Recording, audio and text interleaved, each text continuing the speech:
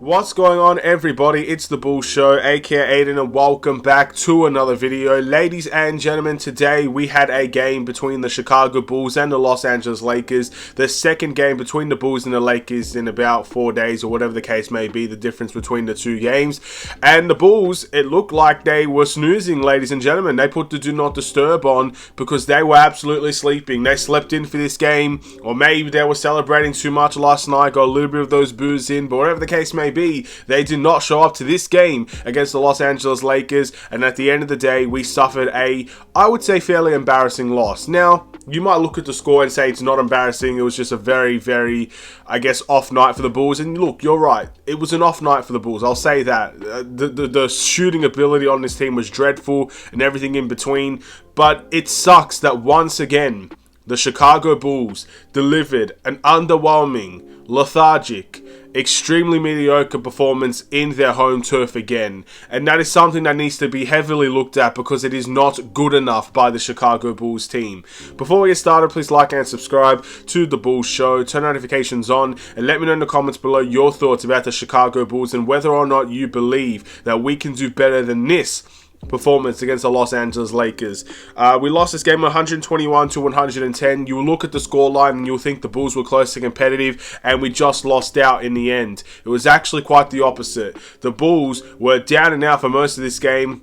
15 to 20 point margins for most of the game, and then in the fourth quarter we started to get into the rhythms. We started to hit our shot within those fourth quarters, and again, it's simple stuff in my opinion. The score flattered us. We were not as good as what the score would say. We did not play well. This Bulls team didn't show up, and if I was a Bulls fan right now, if I was a season ticket holder for the Chicago Bulls, I would consider investing in all away games, because it seems like that's when we really show up to the party, ladies and gentlemen, when it's not in front of our home fans. I don't know why that is. It's a very odd statistic to have. What is it, a 4 out of 5, a 5 out of 6, maybe 5 out of 7 games on the road that we're actually winning. Then you come at home and you see a blowout against Philadelphia. Philadelphia cooked us at home, and this performance was not far behind it from the Los Angeles Lakers. I don't know what else to say. I don't know why the Bulls have this mentality at home. I don't know why they can't seem to have the energy that they need to perform at the United Center. Is it the traveling? Was it the back-to-back? I don't have the reasons. I don't have the answers for you. But all I could say is, as a fan watching that performance, 4 quarters of it, it's not good enough to see, and we need to see so much more on a consistent basis. Look, I will say this, the Bulls have performed much better in the post-All-Star break, I will say that. But when you look at the results of the Chicago Bulls, we have won more than we have lost. Very positive. Most of the Bulls Weekly are coming to it talking about more wins than losses. You love to see that. But we're back on a 2-game losing streak now. Both of our games at home have been blowouts.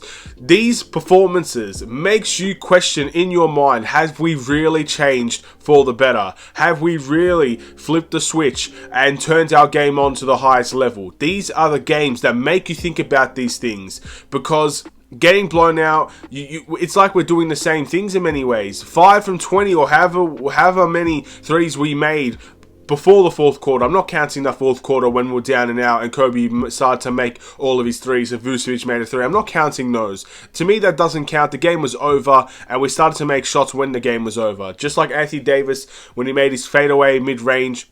Those points, in my opinion, yeah, they might add towards the tally of the game, but the game is dead and buried by then.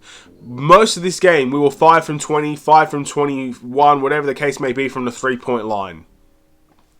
That's, again, our offense is so ugly. It is so ugly when it's like this. Sometimes, man, our offense, it's cringeworthy watching the Bulls play offense sometimes.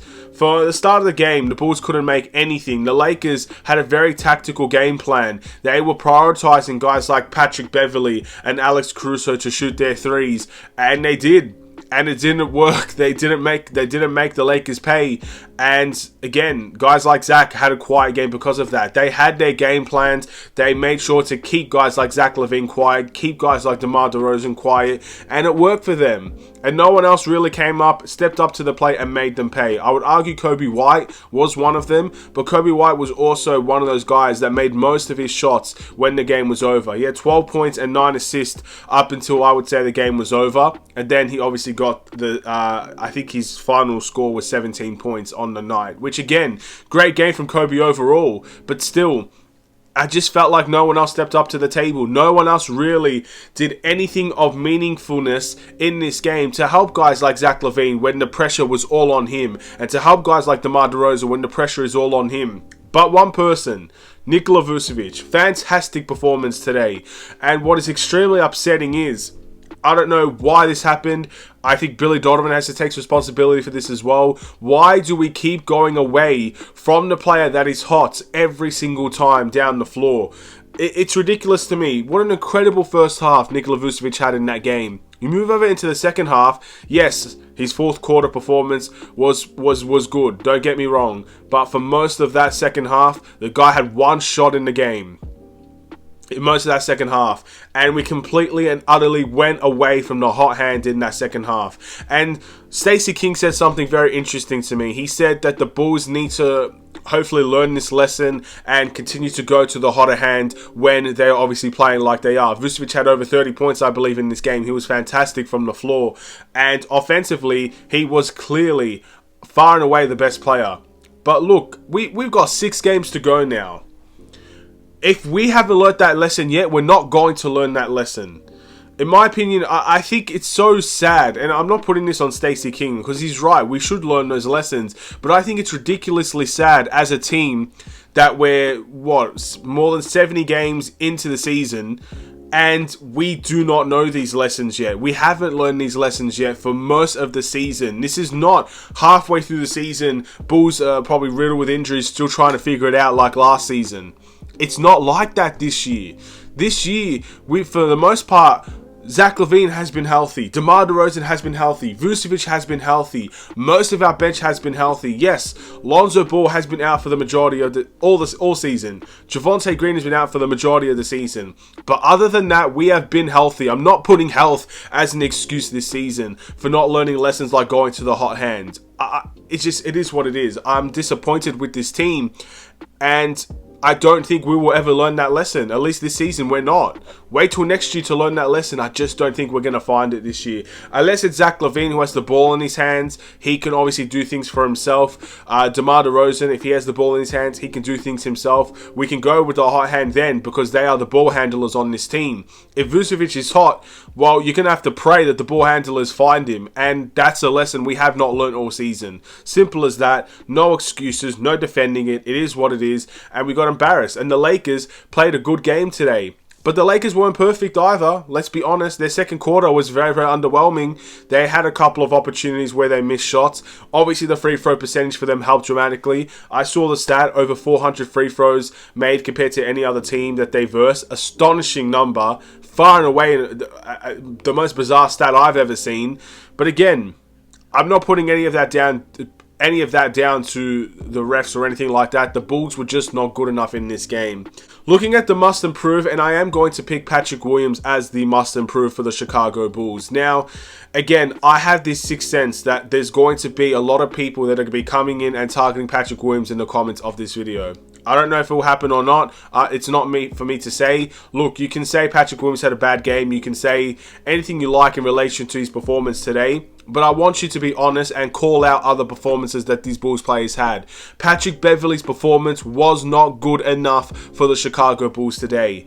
And I understand the whole Patrick Beverley effect. We're all in love with Patrick Beverley. I get it. And trust me, I'm one of the first people to praise him when he has games that are amazing. But today, far and away one of our worst players, alongside of Patrick Williams. But I know people won't call out Patrick Beverley, but they will call out Patrick Williams. And in my opinion, if you want to call out one, please call out the other one, because I just don't think it's fair to target one person. My must improve should be both of them.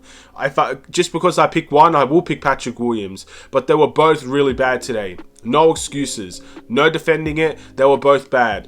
I just can't see any other way around it. It's just not good enough from both of them. We'll see what happens in the next game. The player of the game for me will obviously be Nikola Vucevic. Again, an astonishing game, a great game. It's a shame that we went away from him in the second half of the game. The guy could have had a little bit more points than he actually had.